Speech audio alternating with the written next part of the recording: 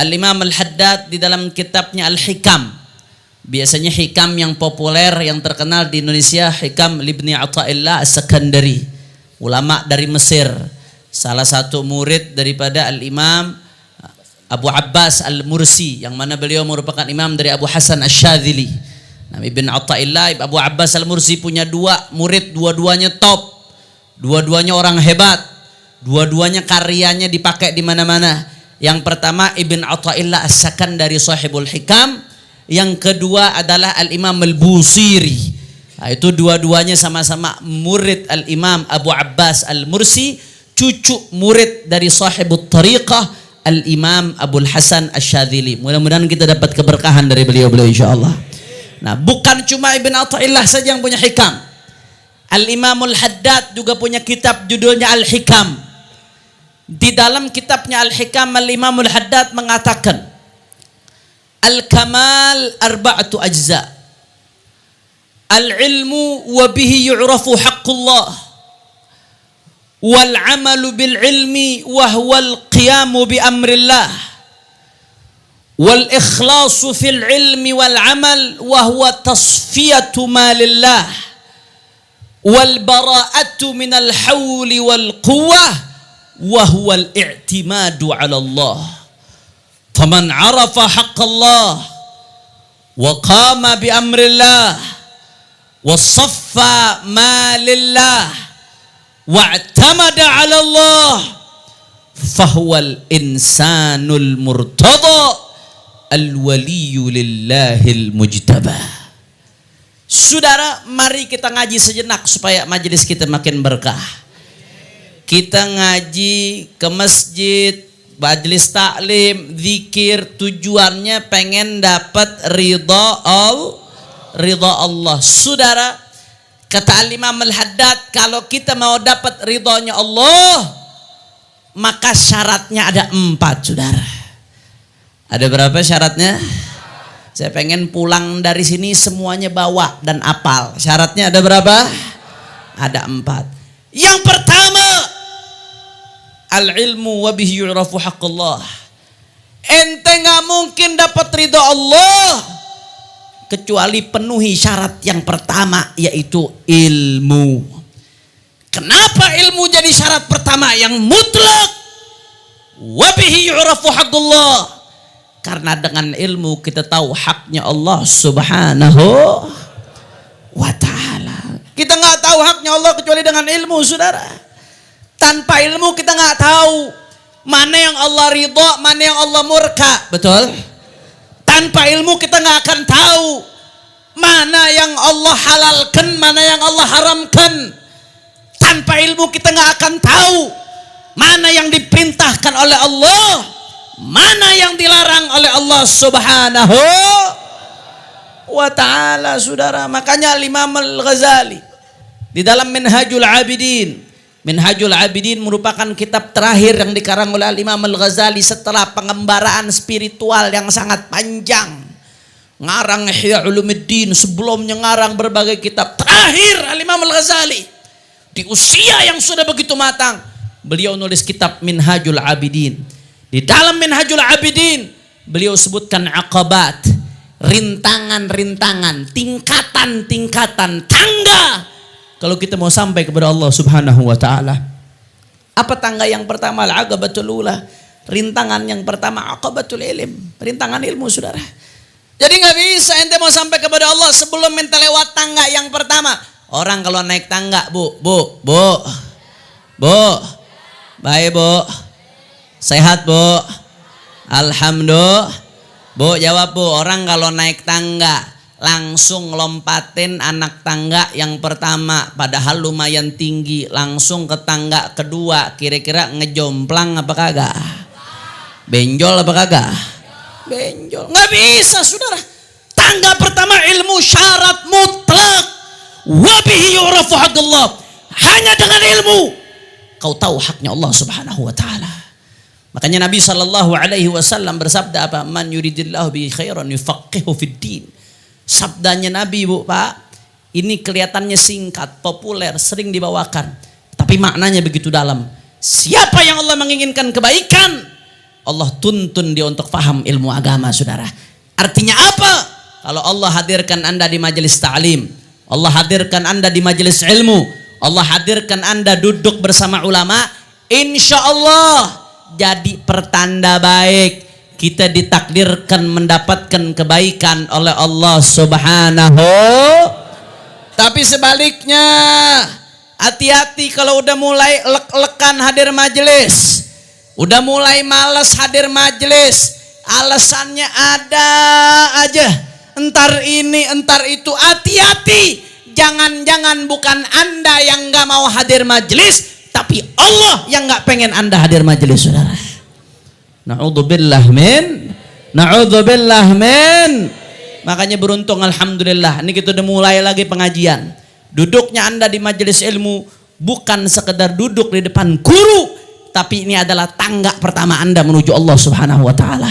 Tanpa ilmu kau tidak akan sampai kepada apa yang diridhoi oleh Allah Subhanahu wa taala. Kira-kira sampai sini jelas atau tidak? Jelas atau tidak? Insya Allah, Habib. Tapi saya udah tua, Habib. Saya udah bebel. Ngapal udah kagak kuat, kagak sanggup. Masa saya mesti hadir majelis ilmu? Saya udah kagak kuat, Habib. Udah tua, udah sibuk, banyak urusan. Anak banyak, duit kontrakan belum bayar, kerjaan banyak, dagangan belum laku. Saya kagak ada waktu buat hadir majelis ilmu. Saudara, nggak ada kata terlambat buat hadir majelis ilmu, saudara. Al-Imam Ahmad bin Hanbal mengatakan apa? Ma'al mahbarah ilal magbarah. Ma'al mahbarah ilal magbarah. Saya bakal bawa pulpen terus sampai ke dalam kubur. Maksudnya apa? Sampai mati saya bakal belajar. Abu Yazid Muhammad bin Alawi Al-Maliki yang kemarin Kiai Haji Munawir baru hadir di majelis putranya, yaitu Abu Yazid Ahmad di Makkah Al-Mukarramah. Abu Yazid Muhammad karangannya banyak, 70 lebih kitab beliau yang udah dicetak, belum yang belum dicetak. Muridnya ulama-ulama besar.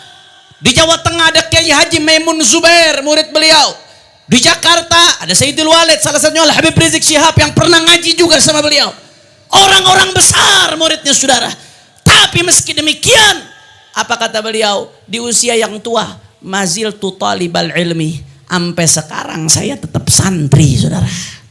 Padahal udah sekelas Abu Yazid Muhammad bin Alawi ibn Abbas Al-Maliki, saudara. Saya punya cerita menarik, Bu, Pak. Ada ulama namanya Al-Imamul Qaffal. Al-Imamul Qaffal ini salah satu ulama senior di dalam madhab Syafi'i. Silsilah keilmuan kita dalam madhab Syafi'i diantaranya salah satunya melewati Al-Imamul Qaffal. Qaffal ini, Bu, Qaffal itu diambil dari kata kuflun. Kuful itu artinya gembok. Qaffal artinya tukang gembok. Kenapa dinamakan Qaffal? Nah, karena beliau tukang gembok awalnya. Pada saat itu, Bu, lagi tren-trenan bikin gembok. Akhirnya di satu kampung di tempat Imam Qaffal tinggal, ada satu orang bikin gembok ukurannya kecil. Ini zaman dulu nih, Bu. Mungkin 1000 tahunan yang lalu. Bikin gembok ukurannya kecil. Heboh kampung, viral, saudara. Viral, heboh, geger kampung. Ada yang bisa bikin gembok ukurannya kecil. Orang kan pada berebut mau viral, betul apa kagak, Bu? Lagi zaman sekarang orang berebut viral, kadang-kadang anak berebut viral sampai apa nyetopin truk. Ada apa kagak tuh zaman sekarang? Nyetopin truk cuma pengen viral. Hati-hati, saudara. Ini zaman gila orang berebut viral. Nah, viral dari zaman dulu tuh udah ada, cuman beda modelnya aja. Akhirnya apa yang terjadi, saudara? Pada saat itu Al-Qaffal nih yang kemudian menjadi ulama, dia pengen juga viral. Dia bikinlah gembok yang lebih kecil. Cuman karena ini yang kedua, bukan yang pertama, akhirnya apa yang terjadi? Masyarakat biasa aja, kagak heran. Nah, karena yang biasanya yang bikin heran yang pertama. Kalau udah kedua, ketiga, keempat udah biasa, nggak kaget. Akhirnya beliau kecewa, kok gue kagak terkenal nih, gue kagak viral. Beliau datang ke ulama minta nasihat. Wahai Syekh, saya minta nasihat bagaimana supaya saya bisa dikenal orang. Kata syekhnya, ente nuntut ilmu, ente belajar biar jadi ulama. Tujuan awalnya memang kurang baik. Talabtul ilma li ghairillah fa abal ilmu an yakuna illa lillah. Tapi jangan lihat tujuan awalnya, begitu berjalan Allah luruskan niatnya, saudara. Apa yang terjadi? Beliau mulailah belajar. Umur waktu itu udah 40. Mulailah belajar. Begitu belajar, saudara, sama gurunya disuruh ngapalin mukhtasarnya Muzani. Mukhtasarnya Al-Imam Al-Muzani, salah satu ulama besar dalam madhab Syafi'i. Begitu mau ngapal Mukhtasar Muzani di malam hari, saking bebelnya apalannya, Bu. Bebel, saya bilang bebel dah. Tahu bebel? Tahu bebel? Rujak tuh biasanya digituin, dibebel. Oh bebek. Bebel, saking beratnya tuh hafalan. Berat, bebel. Ngapalin semalaman cuma 3 kata, Bu. Coba saya pengen tes nih hafalannya orang Klender nih. Cuma 3 kata. Hadza kitabun ikhtasartuhu. Hadza kitabun ikhtasartuhu. Apal apa kagak? Apal apa kagak? Hadza kitabun ikhtasartuhu. Orang Klender aja udah hafal, saudara. Ini beliau ngapalin begitu semalaman kagak apal-apal. Saking bebelnya. Akhirnya diapalin semalaman, Bu. Diapalin terus semalaman. Sampai menjelang subuh apal akhirnya. Alhamdulillah. 3 kata. Tidurlah. Bangun habis subuh. Begitu bangun subuh, lupa lagi yang udah diapalin semalaman, saudara. Udah putus asa beliau. Udah dah gue nyerah. Keluar rumah beliau. Begitu keluar rumah lagi lewat mau ke rumah gurunya nih, mau ngomong kalau saya nyerah nggak mau lanjutin belajar. Akhirnya begitu keluar rumah kebetulan tetangganya nenek-nenek, Bu. Ini nenek-nenek semalaman kagak bisa tidur gara-gara dengerin si Kofal ngapalin. Begitu tuh Kofal lewat rumahnya, ini nenek-nenek ngegerutu, Bu. Tahu ngegerutu? Ngegerutu. Kofal sini lo. Lo, ini Kofal udah lupa nih hafalannya, udah hilang nih. Kofal sini lo. Kenapa, Nek? Lu kenapa semalam berisik? Gua kagak bisa tidur. Semalaman lu ngapalin hadza kitabun ikhtasartuhu. Apa neneknya, saudara? Dianya udah lupa nenek-neneknya apa. Akhirnya terpukul dia, saudara, dengar nenek-neneknya apa? Terpukul. Tawajjah ilallah. Beliau bulatkan tekad.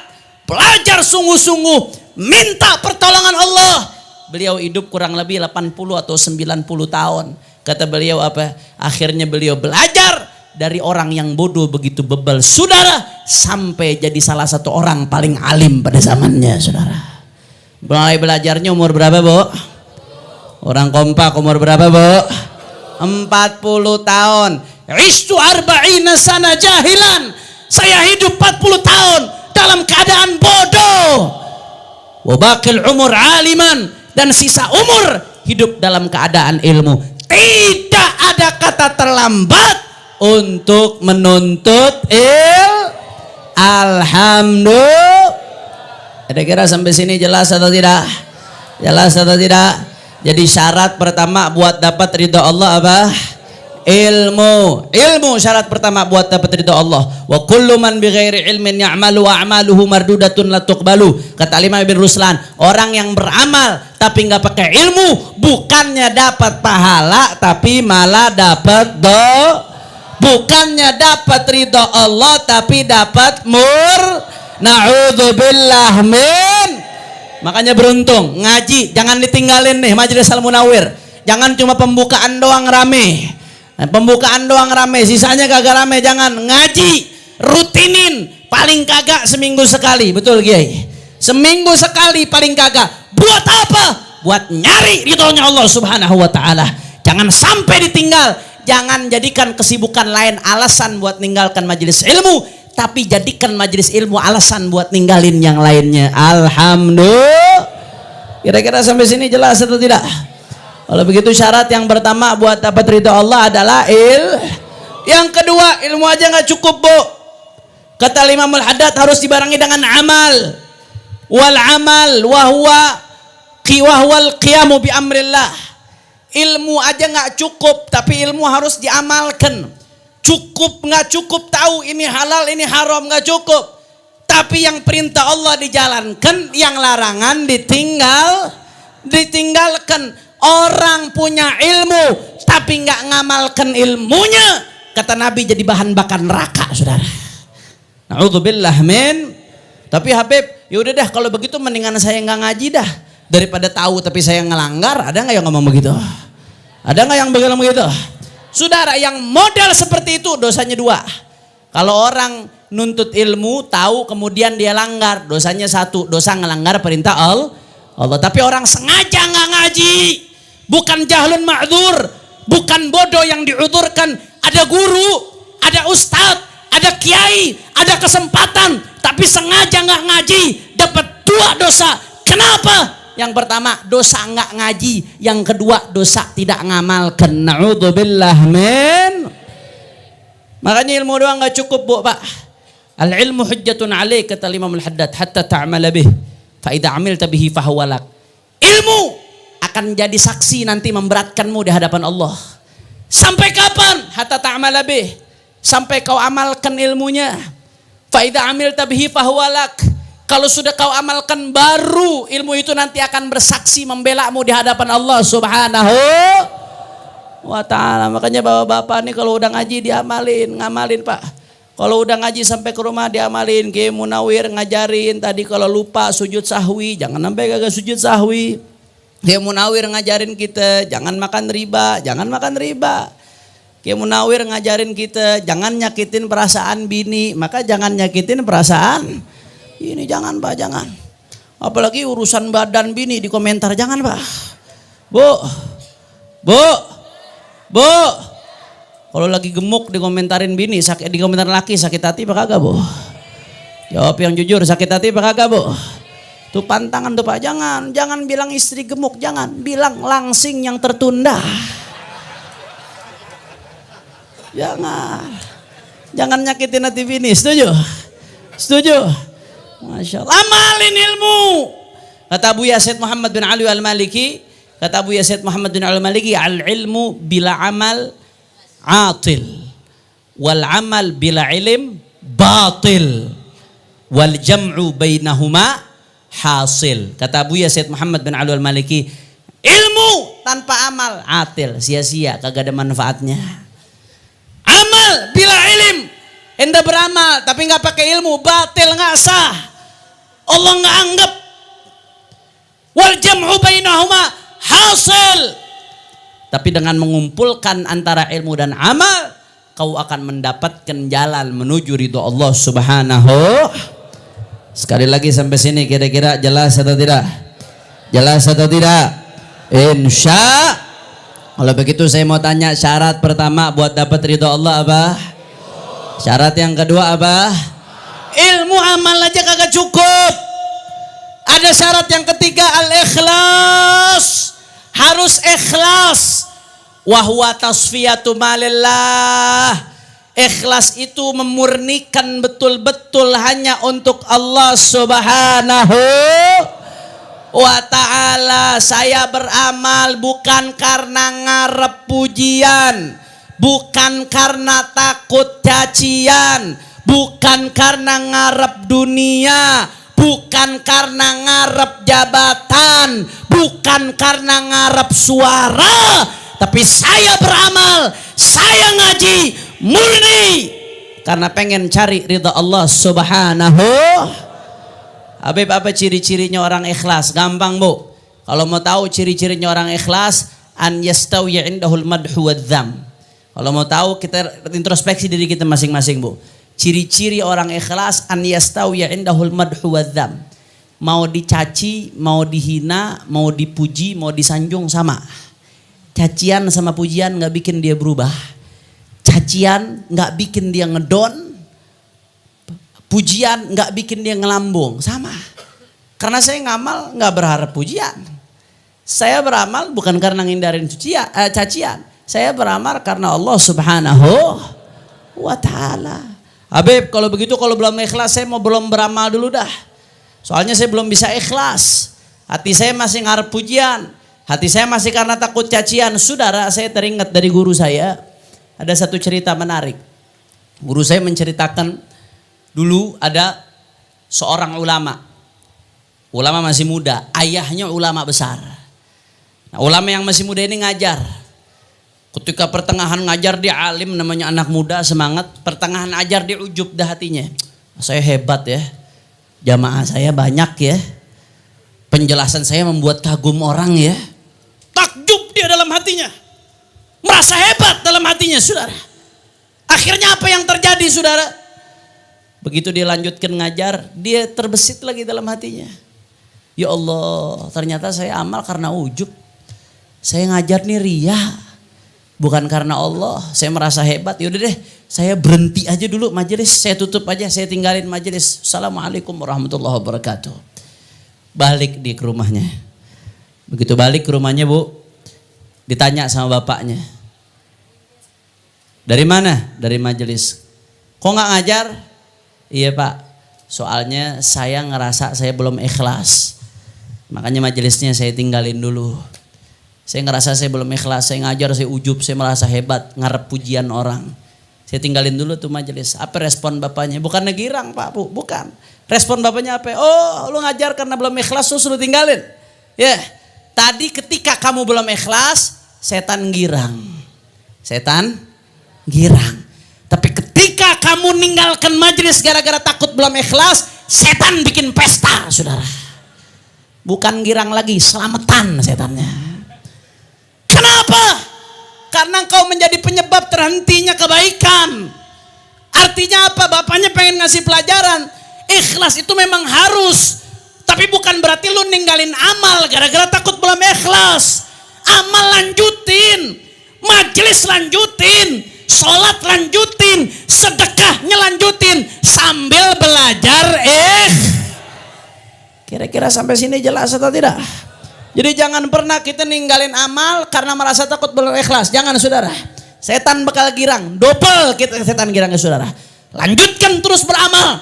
Lanjutkan terus kebaikan. Sambil mujahadah ngebersihin hati untuk belajar ikhlas karena Allah subhanahu.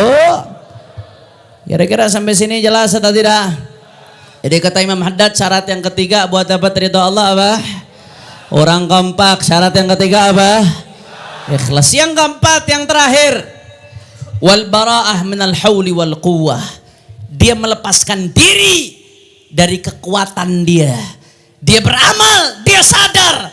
Saya beramal, saya berilmu, bahkan saya dikasih taufik untuk ikhlas bukan karena saya, tapi karena kasih sayangnya Allah kepada saya. Kalau bukan kasih sayangnya Allah kepada saya nggak bakal duduk di majelis ilmu. Saya nggak akan belajar, nggak akan berilmu. Kalau bukan karena kasih sayang Allah kepada saya nggak akan beramal. Berapa banyak orang yang berilmu nggak beramal. Kalau bukan karena kasih sayang Allah kepada saya jadi orang paling ria di atas muka bumi. Semuanya ini murni dari Allah subhanahu. Al-bara'ah minal hauli wal quwwah. Murni dia kembalikan kepada Allah. Saya nggak punya andil. Saya kalau baik, baiknya saya karena anugerah Allah. Karena kasih sayang Allah.